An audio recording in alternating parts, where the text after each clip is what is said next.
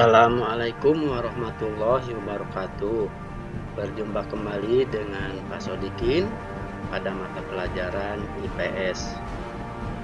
Gimana kabarnya anak-anak hari ini? Mudah-mudahan kalian kabarnya baik-baik saja, tidak terjadi kekurangan apapun, dan dalam keadaan sehat walafiat. Karena itulah harapan kita semua, kita selalu sehat. Di dalam salat juga kita kan selalu minta sehat, duduk antara dua sujud ya. Karena penting kesehatan itu, adalah kita jaga kesehatan itu. Nah,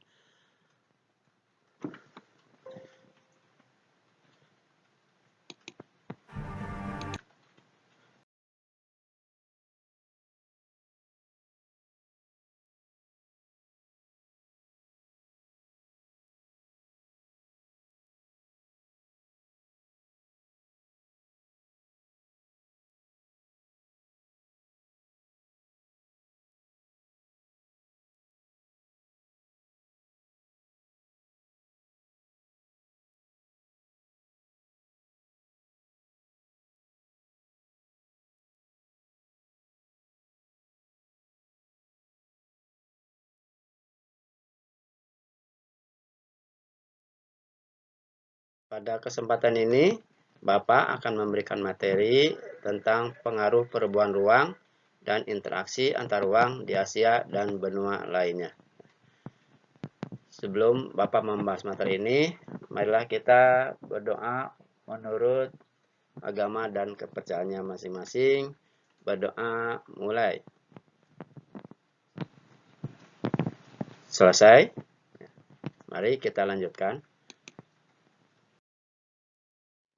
Materi ini ya adanya di KD 3.1, yaitu menelaah perubahan keruangan dan interaksi antar ruang negara-negara Asia dan benua lainnya yang diakibatkan oleh faktor alam, manusia, dan pengaruhnya terhadap keberlangsungan kehidupan manusia dalam ekonomi, sosial, pendidikan, dan politik.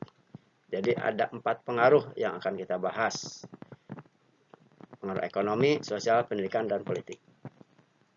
Jadi pertama pengaruh interaksi antar ruang terhadap ekonomi, sosial dan sosial budaya. Terus pengaruh terhadap antar ruang terhadap politik dan pendidikan.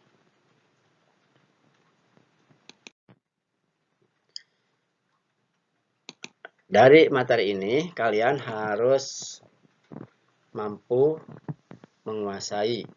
Apa yang dikuasai? Nah, diantaranya 1, dapat menyebutkan faktor pendorong terjadinya perpindahan penduduk di Asia ke kota. Yang kedua, kalian dapat menyebutkan dampak interaksi antara desa ke kota. Ketiga, kalian dapat menyebutkan pengaruh perubahan dan interaksi ruang antar negara terhadap kehidupan ekonomi. Yang keempat, kalian dapat menyebutkan pengaruh perubahan dan interaksi ruang antar negara terhadap kehidupan budaya. Yang kelima, kalian dapat menyebutkan pengaruh perubahan dan interaksi ruang antar negara terhadap kehidupan politik. Yang keenam, kalian dapat menyebutkan pengaruh perubahan dan interaksi ruang antar negara terhadap pendidikan. Sekarang,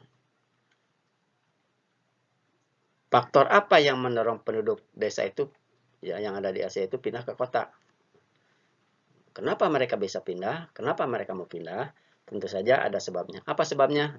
1, alasan ekonomi. Itu yang pertama, biasanya alasan ekonomi. Seperti semakin terbatasnya lapangan kerja. Kedua, karena konflik, ya, terjadi peperangan di daerah itu, ya. Yang ketiga, karena ada bencana alam. Yang keempat, karena terbentuknya gurun. Yang kelima, intrusi atau masuknya air laut ke arah daratan, sehingga tidak ada daratan lagi. Dari adanya perpindahan penduduk ke kota itu akan menyebabkan dampak. Jadi nanti ada dampak interaksi antara desa ke kota. Apa dampaknya? 1, makin beragamnya orientasi mata pencarian dari yang hanya berorientasi pertanian berkembang menjadi industri yang memanfaatkan hasil pertanian. Kedua, makin meningkatnya produktivitas pertanian dan adanya teknologi tepat guna atau cara bertani yang lebih maju. Ketiga, makin baiknya sarana transportasi antara desa dan kota, sehingga memperlancar mobilitas penduduk maupun barang dari desa ke kota atau sebaliknya. Keempat, budaya kota biasanya masuk ke desa, baik dalam cara berpakaian, bahasa, seni, dan sebagainya, yang tidak selalu sesuai dengan budaya desa. Itu akibat adanya interaksi desa ke kota. Yang kelima, berkembangnya media massa membuat warga desa semakin melek dengan isu-isu politik yang sedang berkembang, sehingga kesadaran politik warga desa terus meningkat. Yang keenam, makin banyaknya guru dan sekolah dibangun di desa, sehingga tingkat pendidikan di desa semakin meningkat. Nah, sekarang kita bahas 4 hal yang menyebabkan perubahan antara interaksi antar negara ya, dalam bidang ekonomi. Ya. Jadi dalam interaksi dalam kehidupan ekonomi akan terjadi ekspor dan impor. Nah, biasanya yang mengekspor itu mereka atau negara yang mempunyai kelebihan atau mereka mempunyai keunggulan. Dijual ke negara yang kekurangan. Apa pengaruhnya? Ya. Bagi negara pemasok atau yang mengekspor atau pengirim, banyak menyerap tenaga kerja dan menambah devisa. Selain itu banyak lagi, ya banyak lagi, mungkin bisa puluhan. Ya. Ini hanya garis besarnya saja. Yang kedua, bagi negara yang dipasok mendapatkan barang konsumtif dan barang keperluan produksi. Nah itu pengaruhnya terhadap ekonomi. Sekarang, gimana pengaruhnya terhadap kehidupan kebudayaan? Kemajuan teknologi transportasi juga mendukung terjadi interaksi budaya secara langsung. Nah, contoh adanya pertemuan antara masyarakat dengan budaya secara fisik, ya saling bertatap muka, ya atau tukar menukar kebudayaan. Nah, terus peristiwa budaya dari masyarakat dengan mudah dapat disaksikan oleh masyarakat di daerah yang berbeda.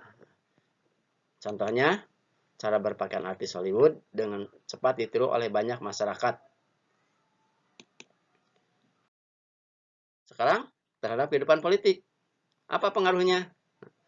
Pengaruh politik suatu negara seringkali dipengaruhi oleh negara lain. Contoh, sistem pemerintahan dan sistem demokrasi yang dipilih banyak negara itu adalah hasil dari pengaruh dari negara lain. Jadi saling pengaruh mempengaruhi, terutama negara yang lama akan meniru negara yang kuat.